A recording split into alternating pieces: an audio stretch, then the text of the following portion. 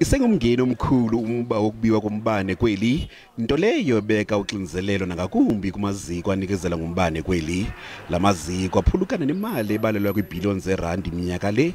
In the city of Johannesburg, we have about R500 million losses that we count annually due to illegal connections in the city of Johannesburg. It's part of the 2 billion annually that we are losing in non-technical losses. Ukubiwa kombane kubeka impilo yoluntu emngciphekweni nanjengoko kuye kwasweleka isibini ebesithandana emva kokuxhuzulwa kombane.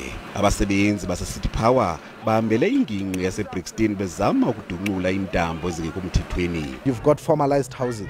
The formalized housing are those that we are made to believe that they are paying for electricity, even though we know that some of them are actually bypassing the meters, as we saw with the couple last week, and some of them are actually connecting illegally themselves. Abahlali bathi kudala bekhalaza kwi-offices kamasipala nase-City Power. City Power needs to take cognizance and look at themselves that their workmanship is poor.